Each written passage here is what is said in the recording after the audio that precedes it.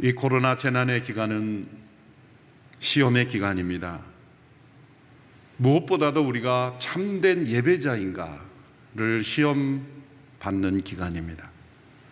모이는 예배만이 아니라 흩어져 있는 모든 삶 속에 참된 예배자로 살아가고 있는가를 시험하시는 기간입니다.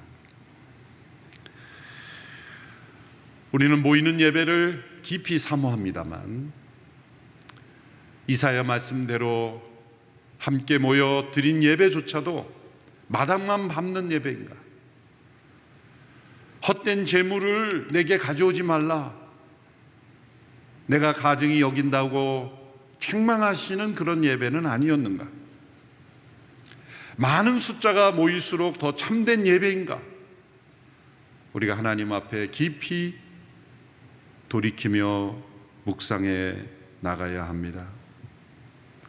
하나님께서는 참되게 예배하는 자들을 찾으신다고 예수님께서 말씀해 주셨습니다. 예수님께서 친히 예배에 대한 교훈을 주신 것이 오늘 본문의 말씀입니다. 신약 성경에서 헬라어로 예배라는 단어가 신약 전체에서 13번 사용되었는데 그중 10번이 예수님께서 바로 이 본문에 등장하도록 사용하셨습니다.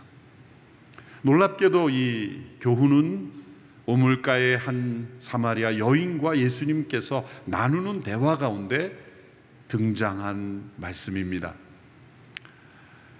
요한복음 4장 앞부분에 나오는 대로 예수님께서 사마리아의 한 우물가에서 만난 여인에게 물을 달라 대화를 시작하시며 그 여인의 삶 전체를 다 알고 계시며 과거의 뿐만 아니라 현재의 삶과 마음의 그 중심까지도 아시는 예수님 앞에 이 여인은 매우 당황했습니다. 자신의 영혼까지 다 벌거벗겨진 것 같은 그 예수님의 임재 앞에서 두려웠고 도망가고 싶었고 감추고 싶었습니다. 그래서 대화의 주제를 다른 곳으로 바꾼 것입니다. 당시의 사마리아인들과 유대인들 가운데 논쟁이 있었던 어느 곳에서 예배하는 것이 옳은 것인가 라는 그 주제로 이 여인이 화제를 돌린 것입니다. 그런데 공교롭게도 이 여인은 대화의 주제를 바꾸려고 했지만 앞서 예수님과의 대화의 주제는 목마름, 해가람, 그리고 어디서 목마르지 않는 생수를 얻을 것인가, 그런 대화의 주제였는데 여인은 대화의 주제를 바꾸려고 했지만 도리어 그 주제를 깊이 강화시킨 것이죠. 이것은 뗄 수 없는 것입니다. 이 여인과 같이 목마른 인생을 살고 있는 이에게 참으로 해갈함은 어디서 얻을 수 있습니까? 인생의 목마름에 대한 해갈은 어디서 오는 겁니까? 그것은 살아계신 하나님을 참되게 예배하는 그 예배 속에서 인생의 목마름은 해결되는 것입니다. 그래서 여인은 주제를 피하려 했지만 오히려 전곡을 찌르는 그런 아이러니한 상황이 된 것입니다. 여인이 이러한 예배의 장소에 대한 질문을 던진 배경이 있습니다. 당시의 사마리아인들은 조상적부터 모세오경만을 하나님의 말씀으로 받아들였습니다. 모세오경 중에 특별히 신명기 11장에 보면 하나님께서 모세에게 이제 가나안 땅에 그 백성이 들어갈 때 그리심산에서는 축복을 선언하고 에발산에서는 저주를 선포하라는 말씀이 나옵니다. 또 창세기에 보면 아브라함이 그리심산에서 하나님께 단을 쌓고 예배하였다는 그런 근거를 통해서 그들은 그리심산이 하나님께 드린 예배의 장소라고 주장하며 고집했습니다. 페르시아 시대에는 성전까지 지었다고 역사에 나옵니다. 그 이후에 주전 128년 유대인들에 의해서 무너졌지만 여전히 그들은 그 산에서 예배할 것을 집착했습니다. 반면 유대인들은 모세오경 이후에 역사서, 예언서, 시편 그 모든 구약의 나머지 부분을 다 받아들였기에 하나님께서 예루살렘을 주목하시며 인도하시는 그 흐름 속에 있었기에 그들은 예루살렘을 주목하게 된 겁니다. 예루살렘을 향한 하나님의 축복, 또 예루살렘을 향한 그 성도들의 조상들의 사랑, 그 모든 것을 하나님께서 예루살렘에서 예배할 것을 명하시는 것이다 해석하고 유대인들은 예루살렘에 집중하고 집착하였던 것입니다. 그 갈등이 예수님 시대에 이제 표면으로 나왔던 것이죠. 예수님은 여인의 이러한 질문에 유대인으로서 예루살렘이라 대답하지 않으셨습니다. 또 그리심산도 아니고 예루살렘도 아니고 제3의 장소다라고 말하지도 않았습니다. 예수님은 장소의 문제는 본질이 아니다고 말씀하셨습니다. 그리고 이제 새로운 시대가 온다. 요즘 말로만 패러다임 시프트가 일어나는 시대가 온다. 그때는 바로 예수님께서 십자가에 못 박히시고 부활하셔서 성령이 임재하시는 시대이라는 것입니다. 영과 진리로 아버지께 예배하는 때가 올 것이다 말씀했습니다. 어디에서 예배하는가 집중했던 모든 유대인이건 이 사마리아이건 상관없이 그들은 본질에서 한참 벗어난 것이라는 겁니다. 본질은 무엇입니까? 누구에게 예배한다는 것을 분명히 알아야 하는 것입니다. 우리가 예배하는 그분이 어떤 분임을 분명히 깨달아야 한다는 겁니다. 이방 종교일수록 여러분 타 종교에 이렇게 활동하고 있는 분에게 질문해 보세요. 당신이 섬기는 그 대상은 어떤 분입니까? 이런 질문을 해보세요. 그러면 이방 종교 또 혹은 미신에 가까운 종교일수록 자기가 섬기는 대상이 누구인지 잘 모릅니다. 그러나 우리가 섬기는 하나님은 성경 역사를 통해서 어떤 하나님이심을 우리에게 알려주신 분이며 또한 예수 그리스도를 통해 가장 분명하게 우리에게 계시된 하나님이십니다. 우리는 그 하나님을 예배하는 것입니다. 어디에서 예배 드릴 건가? 어떤 방법으로 어떤 모양으로 예배할 것인가? 그것은 본질이 아니라는 것입니다. 하나님이 어떤 분인지를 알고 예배하는 것이다. 그러한 때가 이제 이르렀다. 과거에 하나님께서 성막도 만들라 그러시고 또 성전도 지어지고 율법을 통해 여러 제사법을 주신 것은 예수 그리스도가 오시기 이전에 완전한 하나님의 이 계시가 나타나기 이전에 어쩔 수 없이 부분적으로 허락하신 것이다. 그런데 백성들은 한 시대 혹은 자기가 원하는 시대 그 역사에 토막을 내서 자기가 원하는 것만 자기가 원하는 방법으로 그렇게 고착하고 있었다는 거죠. 사마리아인들이 그리심산에 고착된 것처럼 유대인들은 또 예루살렘에 집착하고 고착되어서 예수 그리스도가 오셔서 이루신 새로운 시대의 변화를 유대인들은 또한 받아들이지 않으므로 신약 성경의 이 풍성한 하나님의 계시를 받아들이지 않았습니다.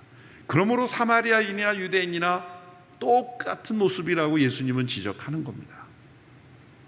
오히려 예수님이 오셔서 이루시는 이 구원의 역사, 새로운 시대, 놀라운 성령과 예수 그리스도의 역사하심의 시대를 깨닫지 못하고 있었다는 것입니다.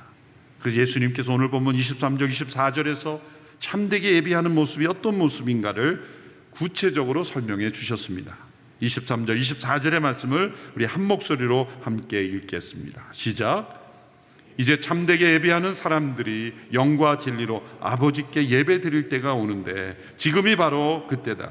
아버지께서는 이렇게 예배 드리는 사람들을 찾고 계신다.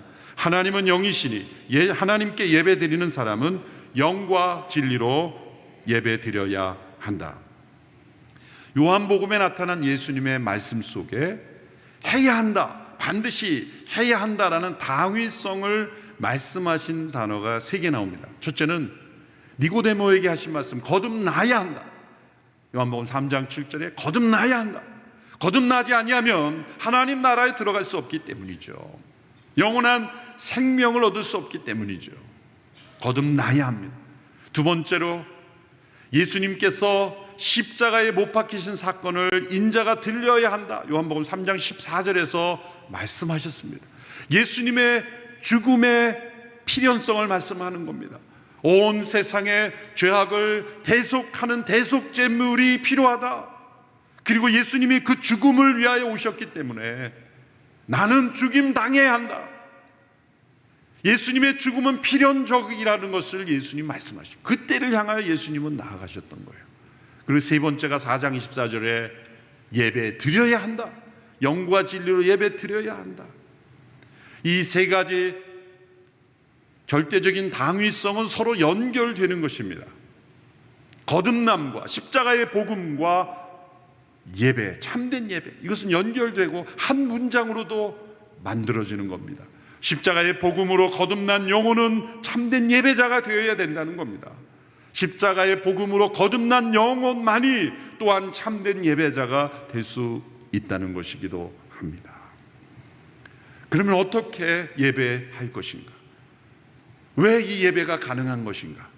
예수님이 이 말씀 속에 정리해 주셨습니다. 첫째로, 하나님께서 아버지이심을 알고 드리는 예배여야 한다. 우리가 예배 드리는 그 하나님은 아버지이십니다 라고 예수님이 알려주셨습니다. 구약의 하나님의 많은 이름들이 나오지만 놀랍게도 예수님은 그 모든 이름을 다 합하여 한 단어로 설명해 주셨습니다. 하나님은 아버지이십니다. 하나님의 유일하신 아들이신 예수 그리스도, 그분이 십자가의 죽으심으로 우리를 대속하심으로 하나님께 지음받은 피조물인 모든 인간들이 하나님의 자녀가 되고 양자가 되므로 이제 하나님을 아바 아버지라 부를 수 있게 되었다는 것입니다. 우리는 아버지께 예배 드리는 것입니다. 그런데 하나님 아버지라고 그렇게 부를 때 마음에 와닿지 않는 사람들이 있습니다. 혹은 하나님 아버지라는 단어를 거부하는 사람도 있습니다. 어린 시절의 아버지와 좋지 않은 관계 혹은 상처 속에 있는 사람들이지요. 하나님을 완강하게 거부하거나 혹은 하나님을 지나치게 두려워하는 사람들의 공통적인 특징은 어린 시절 아버지와 건강한 관계에 있지 못한 사람들입니다. 한 무신론자들의 정신세계를 분석한 어느 책을 보면 니체를 비롯하여 다른 사람들에게 이 무신론을 전파하고 사람들이 믿지 못하도록 하는 적극적 활동하는 무신론자들의 공통점은 다 모두가 아버지와 좋지 않은 관계였다는 겁니다. 그리고 살아가면서 어린 시절의 아버지가 좋지 않은 이미지를 남겼던 사람들은 하나님 아버지라고 했을 때 그 이미지가 연결되죠. 그래서 J.B. 필립스라는 분이 쓴 당신의 하나님은 너무 작다, Your God is too small 이라는 책에 보면 우리가 하나님의 이 이미지를 축소하고 왜곡하게 되는 중요한 원인 중에 하나가 어린 시절의 아버지라고 지적하고 있습니다. 그래서 예수님께서 누가복음 15장에서 탕자의 비유를 통해 우리가 예배하는 아버지 하나님이 어떤 분인지를 한 가정의 이야기를 통해 보여주셨죠. 우리가 어린 시절에 아버지로부터 어떤 관계가 있든 하나님을 생각할 때 우리는 반드시 이 아버지의 이미지를 생각해야 합니다.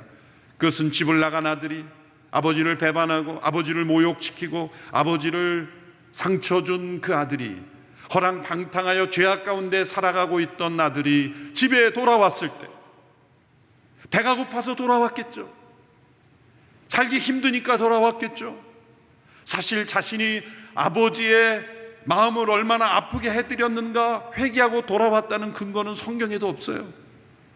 그저 자신이 살기 힘드니까 돌아왔을 수도 있어요. 그런데 그 돌아온 아들을 그 아버지는 먼저 달려가 끌어안고 그때 비로소 용서한 것이 아니라 이미 용서하고 기다리고 있어. 그렇게 죄와 허물로 얼룩진 아들이 마치 큰 업적을 남기고 돌아온 아들처럼 축제를 벌려주시는 그 아버지예요. 스스로 모범생이라고 여겼던 형이 생각할 때도 받아들이기 어려울 정도로 사랑이 충만한 아버지.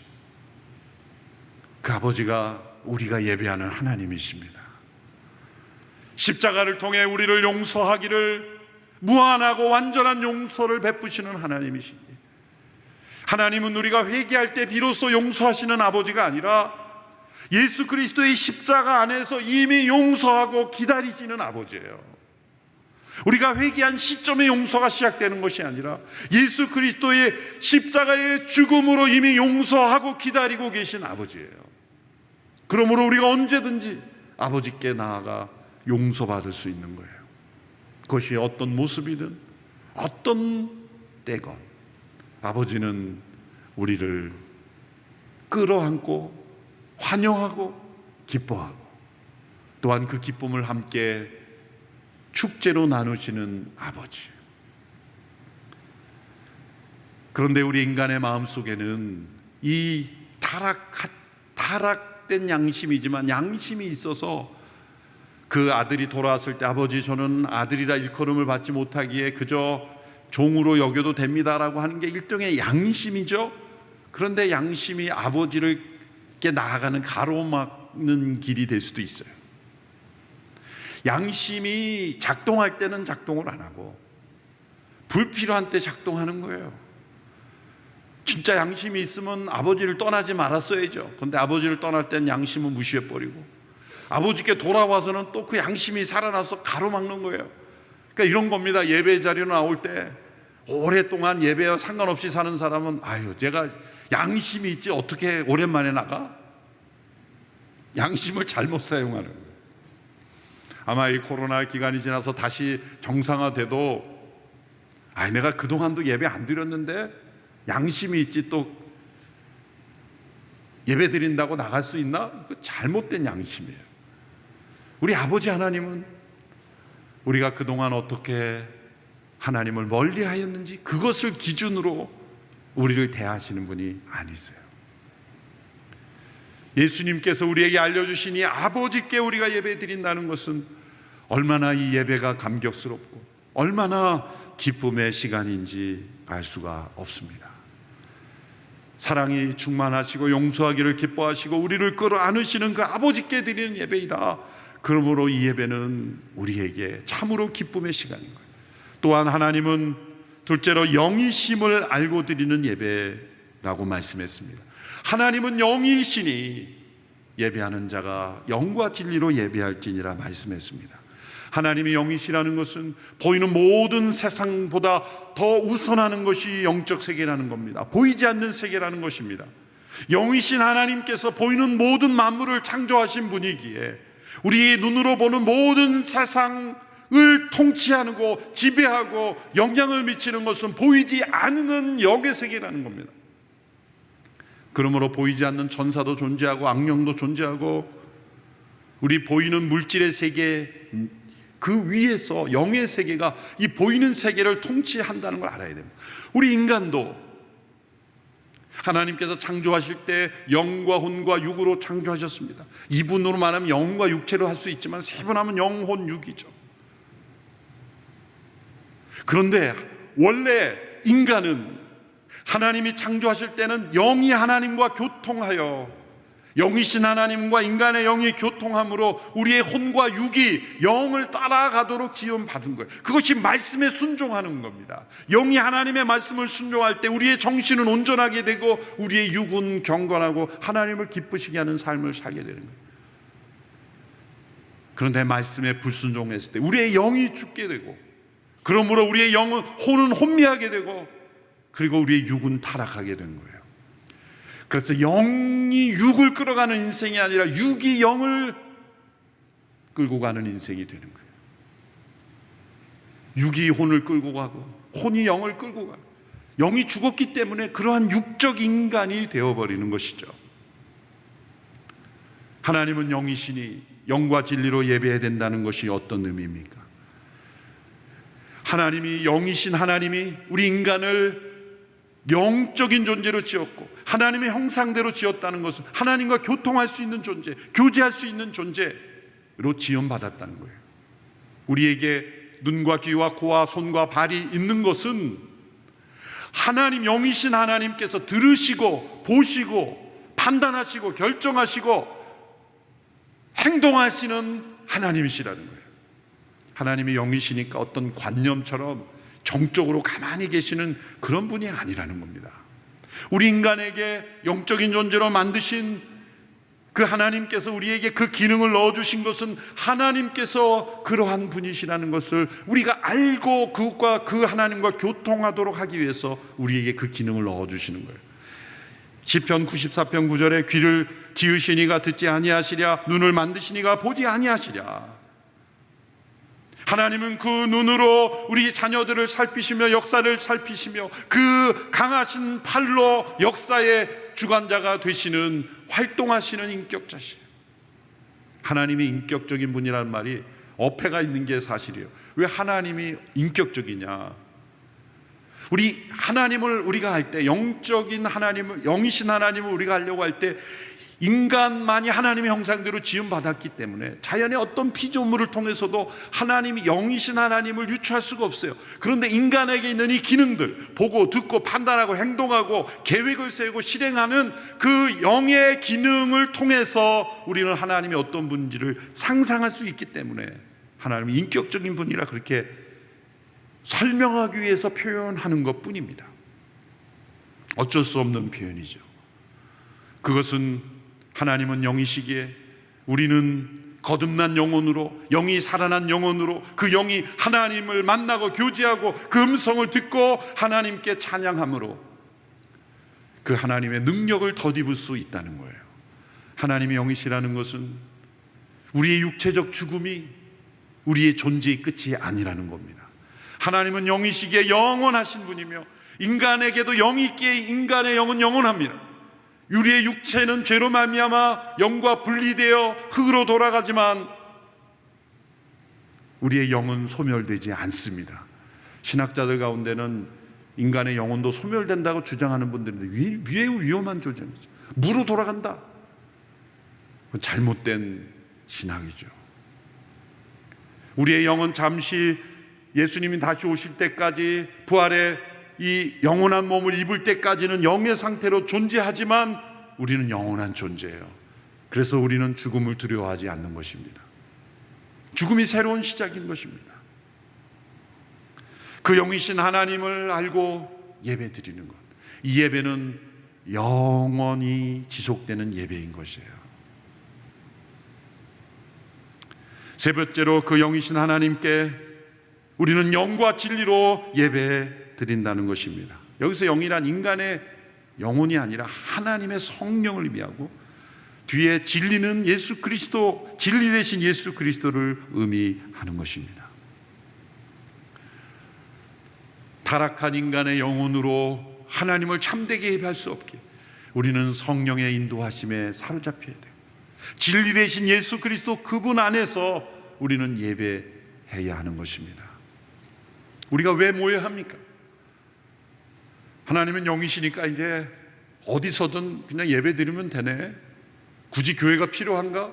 왜 모여야 되지? 그런 질문으로 나가서는 안 되는 것은, 우리가 성령과 진리로 예배하기 위해서 우리는 배워야 하고 함께 기도해야 되고 함께 찬양해야 되고, 때로 내가 성령의 임재 가운데 거하지 못하고 있을지라도 성령의 임재 가운데 거하는 다른 성도들의 기도와 찬양과 중보의 기도를 함께 함으로 우리가 성령의 임재를 체험할 수 있기 때문에, 예수 그리스도를 바로 알지 못하지만 양육을 통하여 말씀을 배우고 예수님이 어떤 분인지를, 살아계신 예수님을 전해주는 성도들의 이 도움을 통해서 우리가 참되게 하나님을 더욱더 예배할 수 있기 때문에 우리는 함께 모여 예배해야 되고 또 흩어져서도 함께 예배해야 하는 것입니다. 세월이 흘러갈수록 교회 역사 속에서 예배가 형식화되고 의식화되고 건물을 화려하게 하며 건물 자체를 중요시하게 하고, 그럼으로써 예배의 능력을 잃어버렸습니다. 중세교회는 극을 달했죠. 수많은 아무 형상도 만들지 말라고 신명기에 분명히 말씀했지만, 중세교회는 수많은 형상 아이콘을, 심지어 예배당 안에 성인들의 형상까지 만들어 붙이고, 그 종교개혁이 일어난 것이죠. 영이신 하나님, 아버지신 하나님께 영과 진리로 예배하라고 했건만 건물이 중요해지고 의식이 중요해지고 의복이 중요해지고 화려한 복장을 해야만 신령한 예배인 것처럼, 그것은 거짓입니다.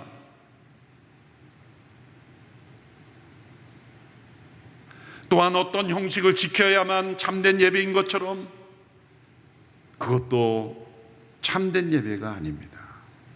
온전한 예배 형식이 있다면 그것은 그 형식이 전혀 의식되지 않는 형식일 거예요. 형식을 의식하는 것이 아니라, 순서를 지키는 것이 아니라 그 영과 진리로 영이신 아버지 하나님께 온전히 집중할 수 있도록 하는 것, 그것이 예배의 유일한 형식입니다. 그리고 예수 그리스도, 그분을 더 사랑하게 되는 것입니다. 여러분 주변에서 그런 얘기 들을 거예요. 왜 저렇게 기독교인들은 못 모여서 안달일까? 그럴 때 여러분 뭐라고 대답하겠어요? 집에 있으면 답답해서 그래, 그렇게 대답할 거예요.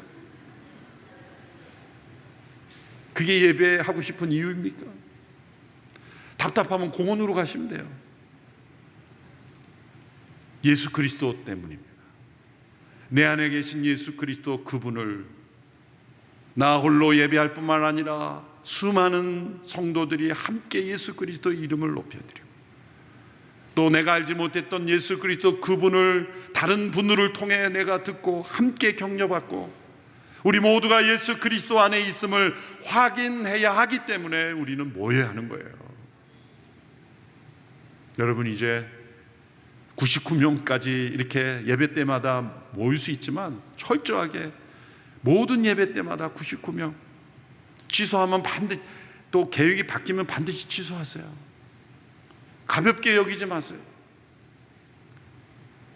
또한 예약이 안 되면 주중이라도 하시고, 주중 예배도 안 되면 홀로 나와서라도 기도하세요.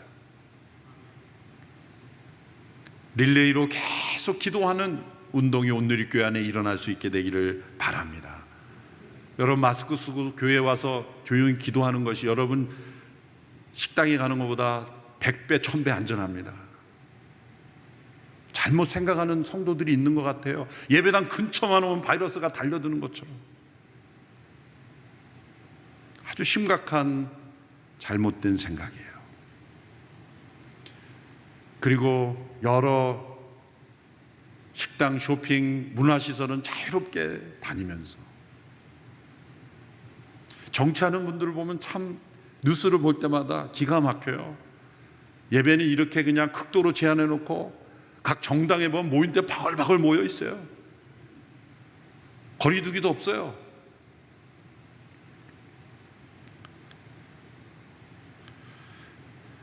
예수님께서 참되게 예배하는 자들을 찾으신다는 의미는 뭘까요? 그 사람들에게만 복을 주시려고 찾는다는 뜻이 아니에요. 아직도 예배가 없는 수많은 영혼들, 수많은 지역들이 있기에 그들도 예배자가 되도록 해야 된다는 선교를 말씀하시는 거예요.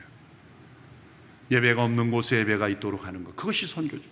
그러나 이 선교는 이 땅에 존재하는 한 그 시간 동안만 가능한 것이죠. 영원히 존재하는 것은 바로 예배인 거예요.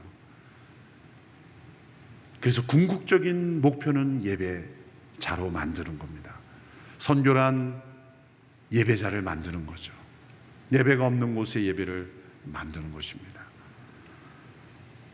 우리가 언제 다시 함께 다 모여 예배 드릴지 모르지만 장소는 본질은 아닙니다. 다 함께 모여 예배 드리든 흩어져 예배 드리든 어느 곳이냐가 중요한 게 아니라 영이신 하나님 아버지 함께 영과 진리로 예배 드리는가가 중요합니다. 그렇다고 양극단에 빠져서는 안 돼요. 한편으로는 이제 영상으로만 예배 드리니 참 편하고 좋다, 앞으로 나는 평생 이렇게 살겠다, 그렇게 돼서는 안 돼요. 한편으로는 이 방역수칙이 불합리하니까 이거 다 그냥 무시하고 그냥 모이시다, 이것도 안 돼요. 지혜롭게 우리는 영과 진리로 있는 그곳에서 예배하며 회복의 날을 기다리며, 무엇보다도 우리가 참되신 하나님께 예배드리고 있는가, 이 예배자로 변화되는 그러한 기간이 되기를 주님의 이름으로 축원합니다. 기도하겠습니다. 살아계신 하나님 아버지, 참되게 예배하는 자를 찾으시는 그 하나님의 음성을 듣고 그 주님의 말씀에 순종하며 나아가는 저희들이 되기를 원합니다. 우리 모든 성도들 참된 예배자로 이 기간 동안 변화되게 하여 주시옵소서. 예수님의 이름으로 기도합니다. 아멘.